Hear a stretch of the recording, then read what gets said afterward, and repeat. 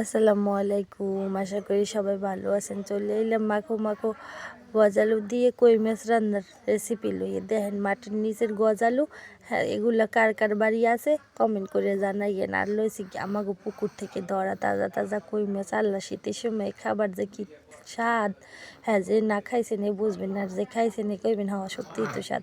দেখেন গজাগুলো সুন্দর করিয়া ছিলে এবার কাটতে লইতে আসি। কাটতে ধুয়ে পরিষ্কার করে গরম পানি বসাই দিছি চুলে। এরপর এই পানির মধ্যে দিয়ে দিতে আসি আমার গজালুগুলারে, যাতে টকবক টকবক করে আইবে পানি। তখন আমি গজালিগুলারে একালে উঠে সেঁকে লম। দেখেন ওই সেঁকে লইছি। এরপরে দিকে কই মাছগুলো কাটতে ধুইয়া পরিষ্কার করে এর মধ্যে বাজার লেগে প্রস্তুত করে নিতে আসি। দেখেন দিয়ে দিতে আসি 1 চামচ হলুদের গুঁড়া, এরপর লবণ 1 চামচ পরিমাণ মতো দিয়ে দিতে আসি, সামান্য পরিমাণ একটু মরিচের গুঁড়ো। একটা চিংড়ি মাছও আছে, কিন্তু চিংড়ি মাছটা আবার পাইছি ওই যেটা খাওয়া লাগবে, এর লেগে একটু ছোটো থাকতেই শলা চিংড়ি নিয়ে নিছি। দেখেন মাছগুলোরে মাখিয়ে লইছি সুন্দর করে। মাখার পর এরপর একটা কড়াইতে তেল বসাই দিছি ভাজার জন্য। বাবা কই মাছ বোঝেন না, আস্তে আস্তে দেওয়া লাগবে, মানে লাটটা পুড়িয়েও যেতে পারে। দেখেন মাছগুলোরে আস্তে আস্তে আস্তে আস্তে দিয়ে দিতে আসি। দিয়ে একালে হালকা ভাজা করবো, বেশি একটা ভাজা করবো না। ওইদিকে আবার মশলাপাতি সব বাইটে লইতে আসি শিলপাটায়। মাছগুলো আমার ভাজা হয়ে গেছে দেখুন। এরপর আমি আবার একটা কড়াইতে তেল দিয়ে পরিমাণ মতো কাঁচামরিচ আর পেঁয়াজ কুচি দিয়ে লাড়তে আসি, ভালো করে লাড়ি চাড়িয়ে নিতে আসি। লাড়াচাড়া হইলে এরপর একালে বাদামি বর্ণের হয়ে গেলে দিয়ে দিই রসুন বাটা। আর পাড়ায় বাটা মশলার খাবার যে কত স্বাদ, হ্যাঁ অনেক স্বাদ, মেয়েরা বুঝবেন না যারা না খান।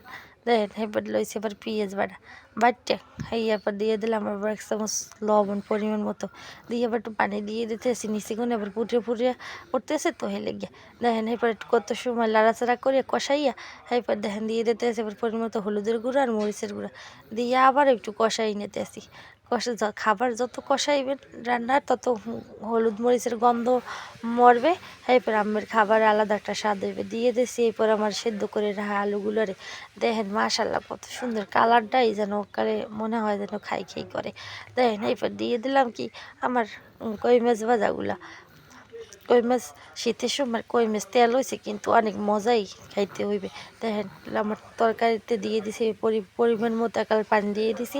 এদিকে আবার কাটতে রাখছি ধনে পাতা, আমাকে নিজেও ক্ষেত থেকে আইনে। দেখেন কত সুন্দর তাজা তাজা টাটকা সবজি সবগুলা।